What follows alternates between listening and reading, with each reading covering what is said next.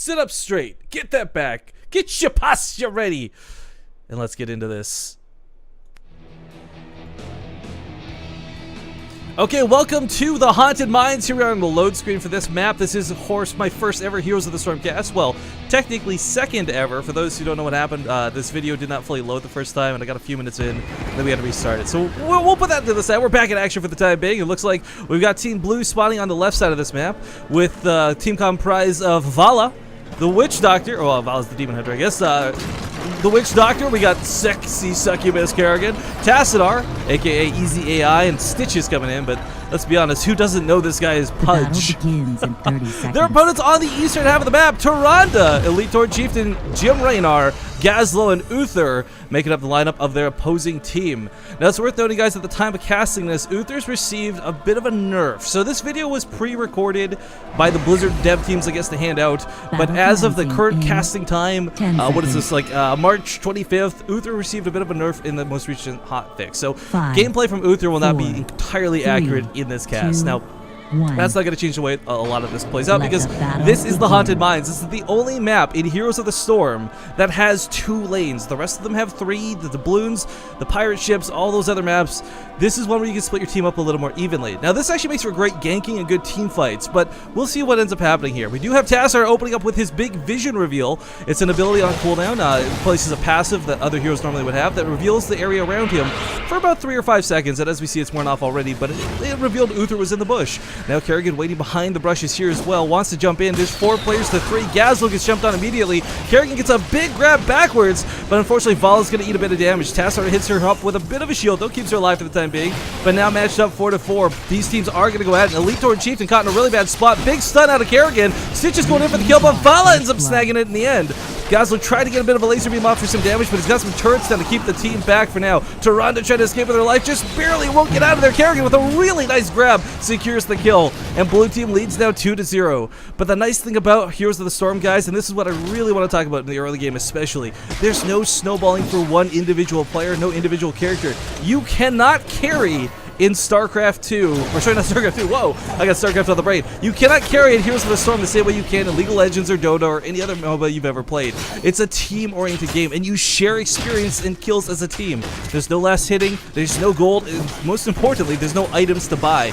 The items in this game have been kind of replaced by a talent system. Unfortunately, I cannot show you the talent system right now, but as we see by the observer at hand, we got the mines. This is a very intricate, very important part of the map where a skull golem can be raised, and it can be very, very deadly. Ooh, nice grab out of Stitches on Elite Tauren Chieftain, but he will power slide out of there. Uther coming in for a bit of damage, trying to get that stun off, couldn't quite lock it down, but now falling back at the top of these bushes. He's got to be careful. Stitches, if he can get one more grab off, tries to go for the attack, can't stun till level, I think it's like 14 or something later on, but still gets a bit of damage in there. Now in a bit of trouble, we see Elite Tauren Chieftain power slide in, but there's no connections for this team. Meanwhile, a bit of a subtle thing while this is going on, Gazlo is throwing down a lot of turrets in that top lane. He wants to sort of set up this safety area where the team can fall back into.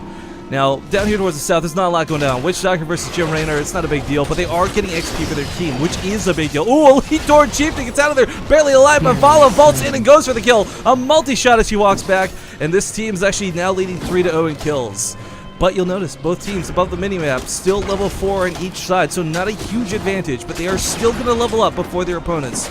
And levels 1 through 9, a level advantage doesn't matter, but at level 9, if you're ahead in XP, it's a big deal, because level 10 is when you get your ultimates. And if your whole team levels up at the exact same time in the middle of a team fight, and you're all level 10, and the other team's level 9, you're going to have a whole slew of skills that your opponents won't even have a chance to fight you with. But because XP is shared between these teams and between everybody on the team, guys, it's critical that Witch Doctor and Jim Raynor are sitting in the southern part of the map right now, just farming up that bottom lane. Because while these guys are scrapping it out left and right, waiting to go into the mines, Jim Raynor and, of course, Witch Doctor are the ones supplying the levels for the team, so to speak. Nice Ravage by Kerrigan as she jumps in there, goes for a grab, can't quite land her stun, but the Witch Doctor, Zach, will land the kill. Elite Tauren Chieftain goes for a knockback, but not quite fighting in the towers. Paul, you gotta run, my friend, gets grabbed by Kerrigan, and power slides on to safety. Now, heroes are going to start going to the mines, and this is where fighting begins. You'll see skulls are being gathered here in the top location of the screen, guys. 5-0 at the moment, but there's about 100 in total-ish to grab, if not more. And these summon a giant golem, but hold on, we'll talk about this in a moment. A team fight happening in the northern half of the mines. Ku and Tassadar are tangoing with Gazlo, Tyrande, and Uther. trying to get away from this. Tassadar's got an ability that will allow him to stealth and escape without taking damage, but of course Ku might be trapped for the time being. Stitches is a very tanky character. He can heal a little bit on his own, and he can soak a lot of damage. But what's kind of critical about this is while Red Team is busy tangoing with these two, there's 4 players from Red Team trying to kill Stitches right now alongside Tassadar, but this is perfectly fine because you'll notice in the top the skull count is rising for Blue Team. While 5 players from Red are hunting down these 2 players, the rest of Team Blue is collecting all of the skulls to raise the golem. There's actually critically, it's not being shown right now, but Witch Doctor just took the most difficult camp in the game. There's 4 Siege Ogres and 1 Knight camp on this map, and the middle one's the one he just took with the Knights. Those have a lot of health and they've got a lot of pushing power with them. But he comes down to the mines now, might clean up on Jim Raynor, throws his poison down, but Jim Raynor with that stim pack, it's a big health boost. For StarCraft 2 players out there as well, it's a bit counterintuitive. Stimpak in this game, when dip below 30% health, will heal Jim Raynor up a little bit, but of course we all know Stimpak is an ability that strips health away from the Marines. Anyways, the Skull Golem is being dealt with right now, and unlike regular Mercenary camps, when you kill the Skull Golem, you don't automatically summon it by capturing it. But instead, he drops a ton of skulls, so we see getting picked up right now. These skulls will go towards summoning him in a moment's time. Your team only needs 1 skull to summon the Skull Golem, but of course the more skulls you have, the more powerful it will be. Blue team pushes the bottom towers while this is going on, but as pointed out guys, it's 80 skulls to 11, so the map objective heavily in the favor of Blue team. Now, because there's nobody left in the mines at the moment, these golems will not summon just yet. You actually have to summon or collect all of the skulls, 100% of them, before you can actually summon the actual golem. But what's happening right now, too, beyond this, we see Stitches and Tacit are working together to take the Siege Ogres. So we're going to have a big Golem push. We're going to have Siege Ogres pushing as well from the Mercenary camps. And what's kind of key about this is it's going to take the entire team to knock down that Skull Golem. So if the entire red team's in the north fighting the blue Skull Golem, and the blue team's pushing in the south with Siege Ogres, they're going to knock down 2 forts, and it's going to be really nasty to deal with for red team. Now, the skills are starting to even up. It's 4-2 at the moment. The levels are somewhat even. Blue team's about to hit their ultimate soon, though. That XP is really close, and this fight is really dangerous. Stitches gets a nice little grab there on Tyrande, but can't secure that kill. Now trying to keep Jim Raynor in the fight. There's no towers to retreat to, but Stitches getting really low. He's got to fall back out of this. Oh, he's going back in for more, though. He's really low. He needs to not give away a free death. Witch Doctor starts channeling his ult, though, but grabs the Elite Thorn Chieftain and gets himself killed. But as we see, ultimates for Blue Team have been ready to go, and Ku's going to kill Elite Thorn Chieftain. Kerrigan drops the Tarask, the Ultralist, giving chase to Jim Raynor and Tyrande right now. But unfortunately, this is not a unit you can control, which personally makes it my least favorite option of the ultimates. Vala comes in with a really nice vault and cleans up both of these kills with Zac. Or, sorry, the Witch Doctor. But every hero in Heroes of the Storm, guys, they've got 2 different ultimates. You cannot respec in the middle of the game, and you can't choose which ultimate you take, unfortunately. So the one you pick is the one you're stuck with. And the reason I'm not a big favorite of the Terras from Kerrigan is it's an uncontrollable Ultralist. Ooh, Elite Thorn Chieftain dropping into the fight, though, with his own ultimate. Uther laying the smackdown on Vala. She will go down, and Red Team will secure another kill. 7 kills to 5 now for these 2 teams. Gazlo also doing a bit of mercenary camping up here. Gazlo's a hero you can also spec 2 very, very different ways. In fact, you can spec about 5 different ways. But I think the way that our red team is putting the points into it right now is he's going for those mercenary bonuses. So you can do things that make mercenary camp stronger. Your ultimate as Gazlo, if you don't take the black hole, is a Mecha Goblin transform robo mode, which makes you actually kill monsters at I believe it's 250% additional damage. It's something ridiculous, but it only affects minions and non-hero creatures. And he's looking to try to defend the north. That Skull Golem is looking really big. You guys can see the health bars at the top. 89 skulls to 11. Really looking good here for Blue Team as he pushes down these towers with Kerrigan getting some support alongside Witch Doctor. Witch Doctor, of course, has got a lot of pushing power in and of himself, but with the Golem, it's almost unstoppable. Stitches goes for a bit of a grab. Unfortunately, though, going to get him killed here. Vala now left to defend with Tassadar. I'm not sure if they can hold this off. Later on in the game, Tassadar's shields are strong enough to negate a Skull Golem's damage, but unfortunately not right now. It's too early in the game, and easy AI combined with Claudio in a lot of trouble here. Jim Raynor pops his own ultimate. Those are going to be the Banshees. His alternate is the Hyperion, but these will add a lot of individual damage as he tries to take out Vala. But while this team's being pushed back, they're not able to defend the fort, so these are going to Blue Team's going to lose their fort towards the south. But the Skull Golem's been dealt with, and that's what's kind of key. You'll notice the Skull Golem in the north still pushing. This is right on the doorstep, right on the towers of Team Red. Paul, NM, Saga, and all the other players. I'm trying to go by player names, but really I just recognize the heroes here are going to be forced to back on out of this. The minion wave will finish off the tower. Stitches is going to try and save it, but unfortunately just barely can. And the Skull Golem, well, it's finally going to go down for Blue Team. But even though it's died here, guys, what's key and worth noting, the Skull Golem itself, unfortunately, will respawn wherever it died the next time they summon it. So, red team's got their Skull Golem kind of in the middle bottom part of the map. You can see that indicated by that big, giant, skull-looking thing. Oh, actually, we'll talk about Skull Golems in a second. A fight's been prompted here in the middle. Voodoo Doctor gonna channel his ultimate from far away in safety, and Vala gonna get double stuns off on red team. Gonna secure 1 kill. Can they get Uther? The ultimate is going to run out, and now giving chase once again. I don't know how Jim Raynor managed to mount in that mess, but does retreat back to the safety of his team. Stitches manages to gobble up and eat one of the opponent heroes. Will spin Elite Torn Chieftain out, but he'll power slide on out of there. A tanky hero does not go down fast in this game. Ooh, nice laser out of Gabslow, but unfortunately doesn't hit much of the enemy heroes. Goes for the minions instead.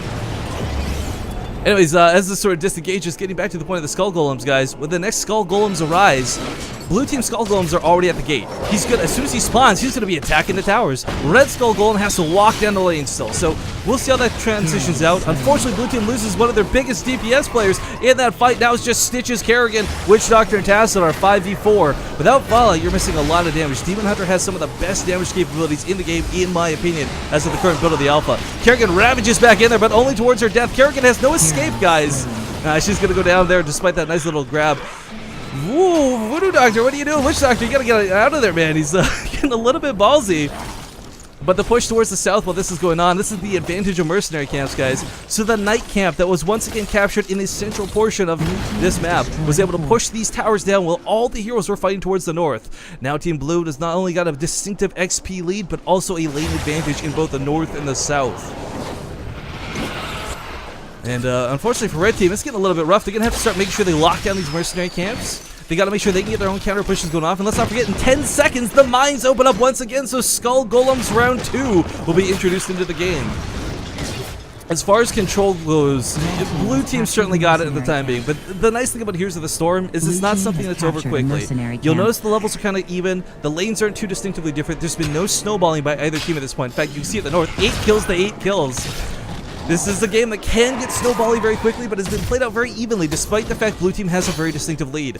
Trying to gank and interrupt this camp. Maybe they can steal these siege ogres. Would be a great move for Team Red, but ooh, Elite Torn Chieftain going to power slide in there and knock Witch Doctor back into Jim Raynor's range. Might give him the damage he needs to kill. Will go down, and Stitches also now under hot pursuit. Uther trying to go for a stun, but he manages to get gobbled up. Stitches will fall at the zone gates, and the siege ogres were stolen behind this. So now the bottom lane has got this really dangerous push going for it. But towards the north, we got a couple siege ogres from blue team as well. However, there's no one to stop this. The mines are 100% under blue team's control, and right now they're getting all of the skulls. I need to remind you guys, you only need one to summon your own siege golem. Captured a mercenary or not siege golem, stone golem, whatever the heck they're called. As I'm watching the siege ogres pummel away at these forts, this base is going down quick, and if blue team doesn't respond soon, they may just lose everything. These siege ogres, guys, they outrange the palace. Ooh, nice ravage out of Kerrigan. She will try and grab Gazlo back into this, but unfortunately he will walk away. Now blue team under a lot of trouble, and the palace adding a lot of damage. This Val getting some really nice stuns on Uther. He may just go down, but a nice heal and an invulnerability is going to be popped there just in the nick of time. Kerrigan's still poking with the other team, trying to get some stuns off. Will stun Jim Raynor, but his stim pack will keep him alive a little bit longer. Elite Torn Chieftain sort of just dancing around to the south, but while this is going on, the 4 siege ogres are destroying the palace. Voodoo Doctor tries to channel his ult out there, but gets interrupted by his stun, so his big damage is now gone, and they don't have that huge AoE burst.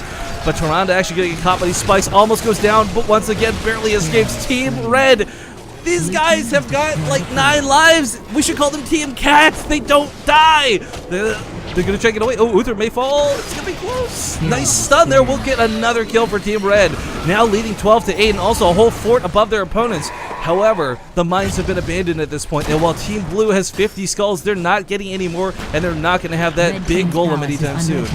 Beautiful grab out of Stitches. We'll bring Jim Raynor back into the fight. He gobbles him right on up. He's going to spin him back out inside the base.